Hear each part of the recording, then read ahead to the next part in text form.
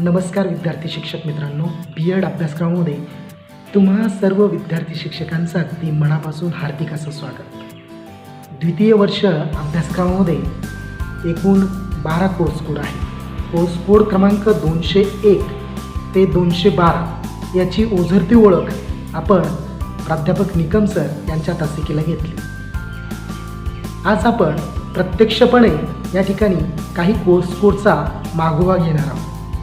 यापैकी course code क्रमांक 202, course code क्रमांक 205, 8 त्याचबरोबर कोर्स कोड क्रमांक 212 ही 3 कोर्स कोड अध्यापन करण्याचं कार्य मी तुम्हाला करत आहे.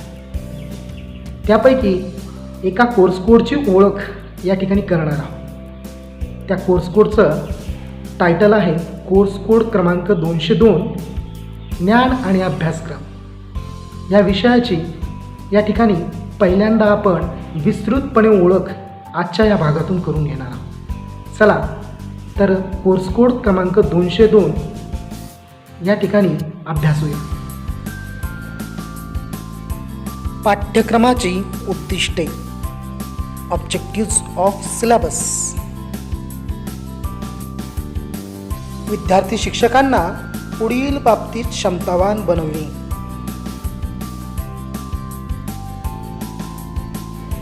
प्रत्येक विषयाची काही उद्दिष्ट ही निश्चित असतात.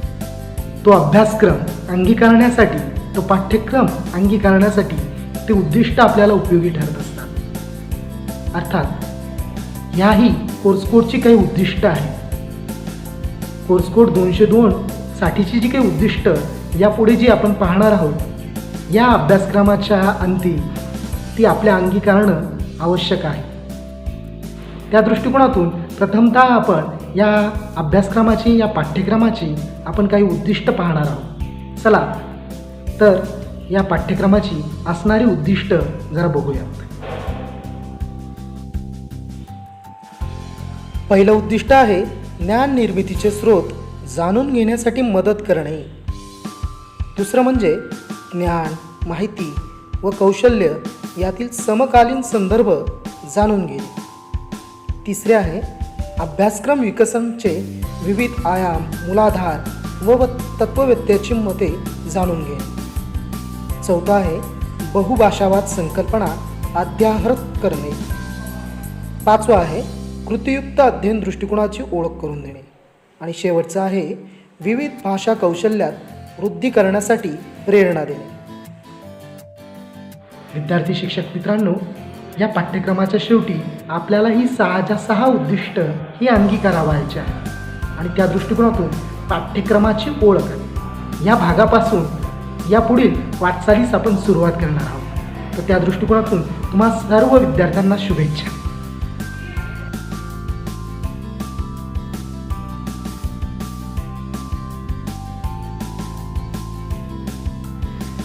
पाठ्यक्रमाची सविस्तरपणे ओळख करून घेण्यापूर्वी आपण या पाठ्यक्रमाचा गुणात्मक त्याचबरोबर श्रेयांकात्मक भारांश जो आहे तो B.Ed अभ्यासक्रमातील भारांश या ठिकाणी अभ्यासणार आहोत. चला तर आपण गुणात्मक आणि श्रेयांकात्मक भारांशाची ओळख करून घेऊया. पाठ्यक्रम भारांश, गुणात्मक व श्रेयांकात्मक भारांश. Marking base and credit based weightage.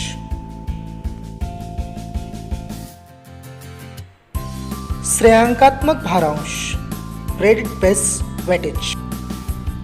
विद्यापीठ अनुदान आयोग नवी दिल्ली यांनी 11व्या पंचवार्षिक योजनेमध्ये काही महत्त्वाच्या अशा सुधारणा या शिक्षण व्यवस्थेबाबत सुचवलेल्या आहेत. त्यातीलच एक महत्त्वाची अशी सुधारणा म्हणजे श्रेयांक पद्धती.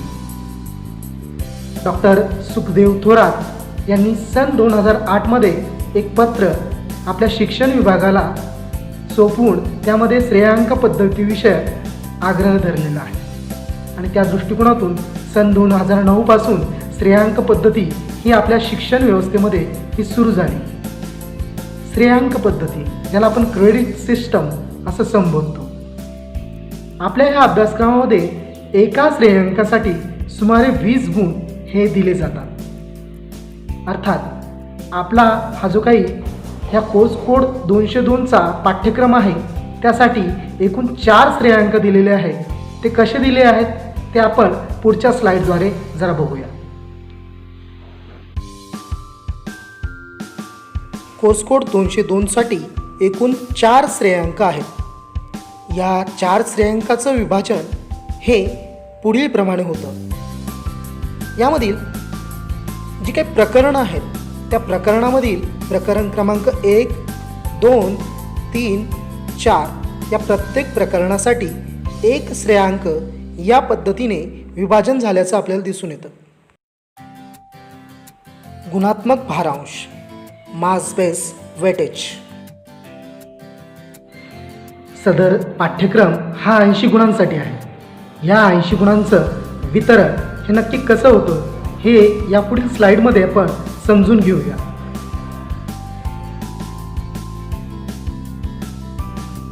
एकूण 80 गुणांचा असणारा हा पाठ्यक्रम 4 प्रकरणांमध्ये विभागला गेला आहे.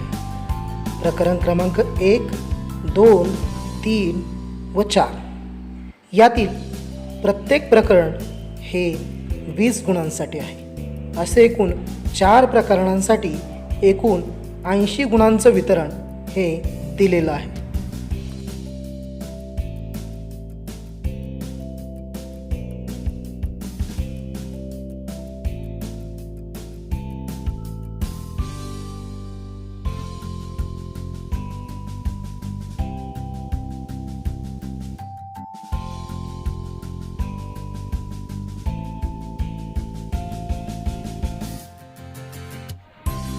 एकूण पाठ्यक्रम हा 80 गुणांसाठी जरी असला तरी उरलेल्या 20 गुणांचं काय असा प्रश्न आपल्या मनामध्ये निर्माण झाला असेल तर उरलेले 20 गुण हे प्रात्यक्षिक कार्यांसाठी आहे आणि त्या 20 गुणांचं वितरण प्रात्यक्षिक कार्यांसाठी पुढील प्रमाणे आपल्याला सांगता येईल.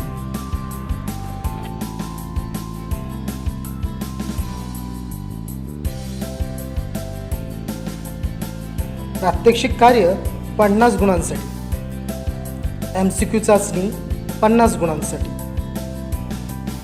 व लेखी परीक्षा 80 गुणांसाठी.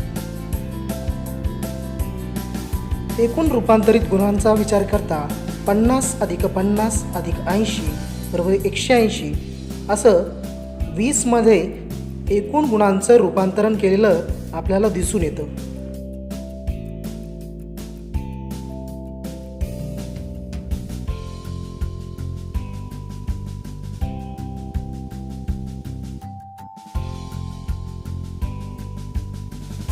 पाठ्यक्रमाचा परिचय.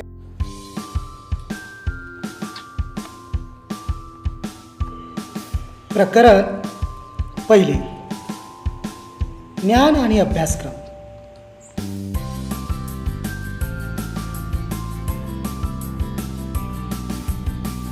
घटक क्रमांक 1, ज्ञान आणि अभ्यासक्रम या प्रकरणात आपण एकूण 5 मुद्द्यांचा विचार करणार आहोत. पहिला मुद्दा आहे कच्ची माहिती, माहिती, ज्ञान, कौशल्य व शहाणपण या संकल्पना पाहणार आहोत. 1.2 मध्ये आपण ज्ञानाचे स्रोत व ज्ञानाच्या पिढ्या पाहणार आहोत. 1.3 मध्ये आपण आधुनिक विद्यार्थी केंद्रित शिक्षणामध्ये कृतीद्वारे अध्ययन ही संकल्पना पाहणार आहोत. 1.4 मध्ये आधुनिक विद्यार्थी केंद्रित शिक्षण या मुद्द्यामध्ये आपण शोधनाद्वारे अध्ययन ही संकल्पना पाहणार आहोत. आणि शेवटच्या मुद्द्यामध्ये आपण आधुनिक विद्यार्थी केंद्रित शिक्षण यातील संवादात्मक अध्ययन ही संकल्पना या ठिकाणी अभ्यासणार आहोत.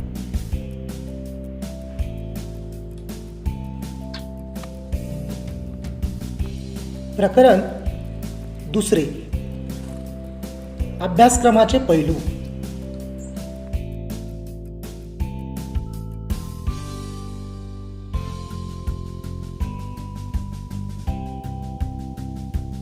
घटक क्रमांक 2, अभ्यासक्रमाचे पैलू यातही आपण 4 मुद्द्यांचा विचार करणार आहोत. 2.1 मध्ये अभ्यासक्रमाचा अर्थ, संकल्पना व प्रकार पाहणार आहोत. 2.2 मध्ये आपण अभ्यासक्रम विकसनाची काही तत्त्वे पाहणार आहोत. 2.3 मध्ये ज्ञान, अभ्यासक्रम, पाठ्यांश व पाठ्यपुस्तके या संकल्पना पाहणार आहोत. त्याचबरोबर त्यांची तुलनासुद्धा पाहणार आहोत. 2.4 मध्ये आपण अभ्यासक्रम विकसन ही संकल्पना पाहणार आहोत. त्यामध्ये प्रामुख्याने हिल्डा टाबांचं प्रारूप व टायलरचं प्रारूप हे खालील मुद्द्यांच्याद्वारे पाहणार आहोत. त्यामध्ये अभ्यासक्रम रचनेची तयारी, अभ्यासक्रमाचा आकृतिबंधात्मक निर्मिती व अभ्यासक्रमाचे संक्रमण या पायऱ्यांवर वरील प्रारूप पाहणार आहोत.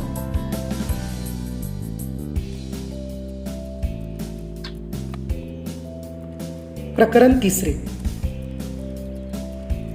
शिक्षणातील अभ्यासक्रमाचे सामाजिक अधिष्ठान.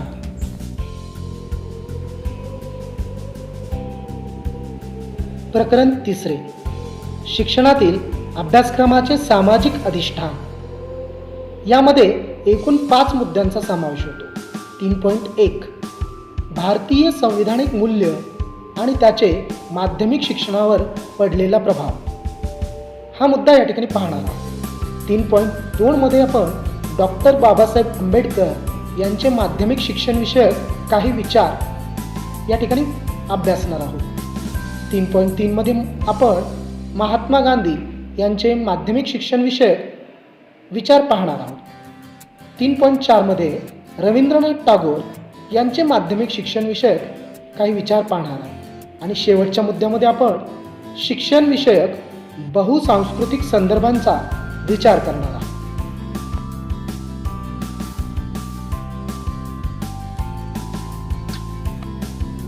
प्रकरण 4. भाषा आणि अभ्यासक्रम.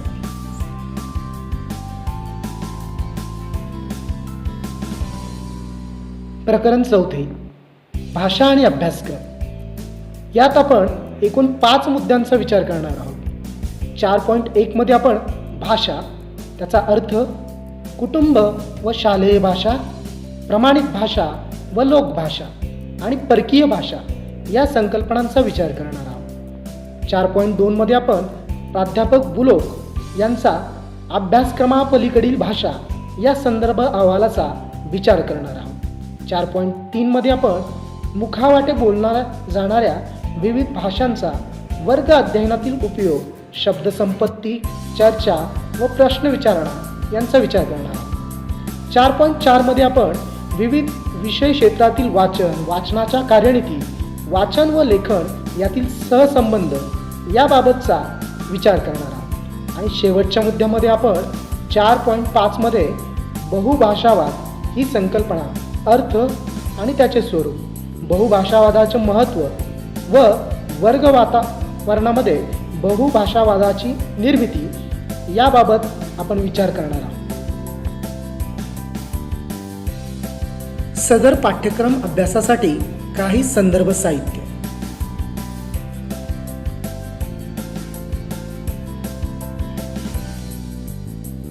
सदर पाठ्यक्रम अभ्यासण्यासाठी डॉक्टर ह.ना. जगताप यांचा ज्ञान व अभ्यासक्रम, शैलजा भंगाळे यांचं अभ्यासक्रमांतर्गत भाषा व ह.ना. जगताप यांचं अध्ययन व अध्यापन ही पुस्तके उपयुक्त आहेत.